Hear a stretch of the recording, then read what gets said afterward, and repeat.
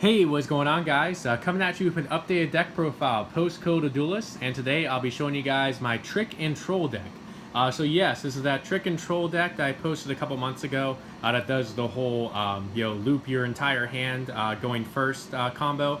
But this is with the addition of the Trickstar engine, which not only makes the deck a lot more consistent, but it also gives the deck the ability to actually OTK the opponent the turn after you loop their entire hand, which is just the ultimate troll.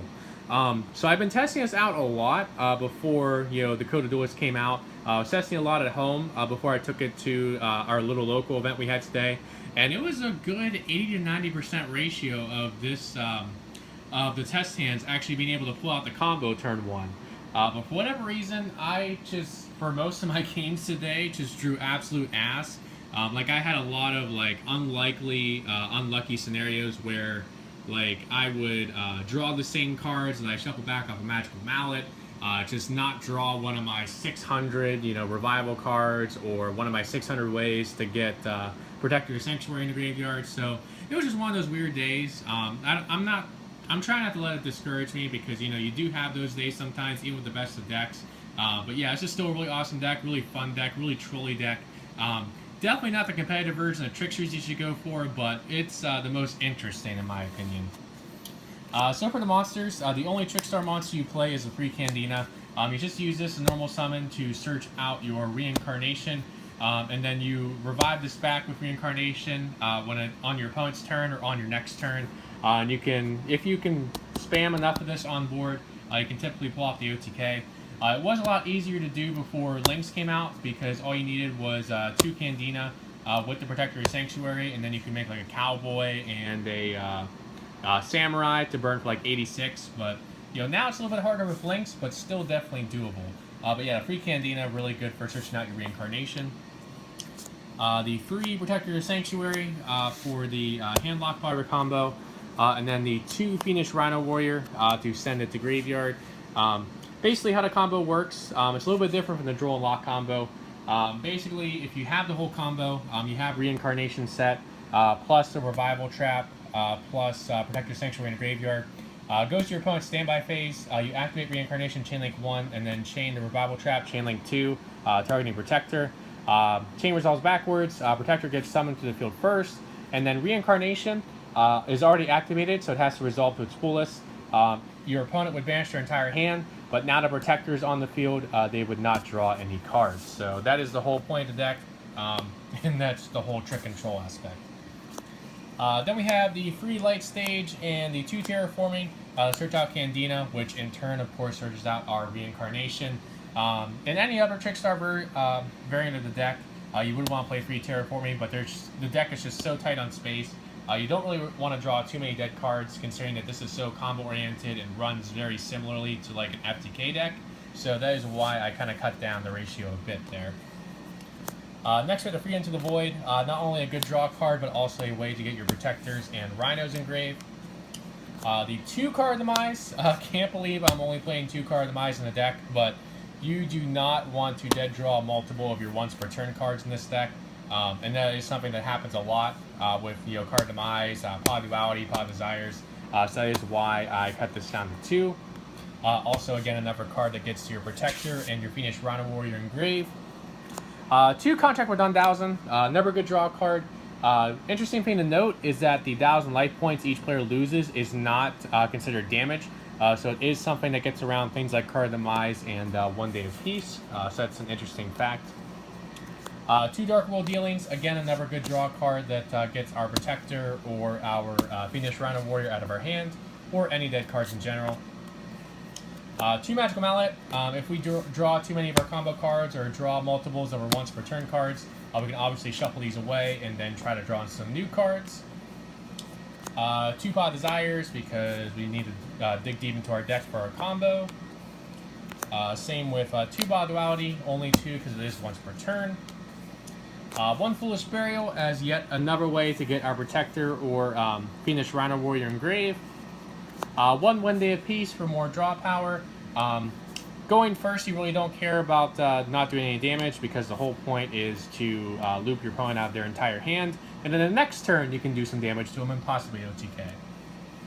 Then finally the one Upstart Goblin, because again the main point is the hand loop, and drawing an extra card is good. For the traps, we have the triple reincarnation. Previously with the Trick Control deck, I was playing the Servant Strategy and Present card, but now that this card is so easily searchable, you basically play 11 copies of this card.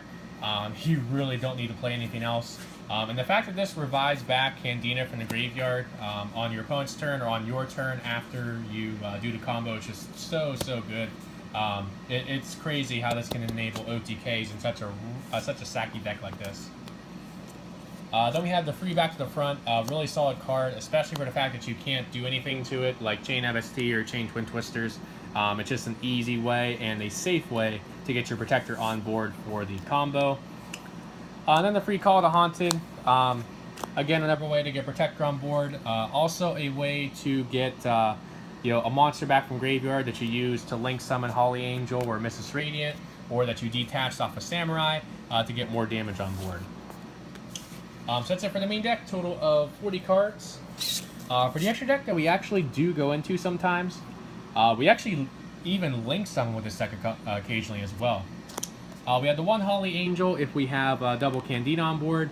It actually can work in some pretty nice damage when you have Light Stage on board because of the burn damage you get when you summon back a Candida from graveyard. And then of course the extra damage that you do with this attacking and then Light Stage's effect. The one Mrs. Radiant if we end up getting a 2 protectors or like a protector and a Phoenix Rhino Warrior on the field to link summon. And Gaga Samurai is an Earth monster, so that does add a lot of extra damage to Samurai. The one Trishula, just here is a generic synchro for a certain card you'll see in the side deck, and also a tribute to Communicat. Then we have some Gen Knight fusions, again just regular fusions in here for a certain side deck card. RIP Gem Knight / Steven Universe. For the Xyz, we have the one Cowboy. A lot more important when Lynx came before Lynx came out, but now you don't really go into it that much, but it's still kind of here. The most important one's the Samurai. That double attacking can really help you get some good damage in and even get those OTKs. One Giant Hand in case you're not able to pull off the OTK and you want something to be able to negate monster effects. Utopia and Utopia Lightning, just cuz. And then the one Tornado Dragon. Again, they're pretty decent rank 4 to go into to stun your opponent if you can't pull off the OTK. Then for the side deck, we do a full conversion side into Nurse Burn. I was highly considering doing a like a Trickstar, FTK burn side deck, but I feel like the Nurse Burn is just as, if not more, consistent. And honestly, there's a lot less that stops the Nurse Burn, in my opinion, than does the Trickstars. It's a lot less vulnerable to hand traps, so that's why I decided to go with the Nurse.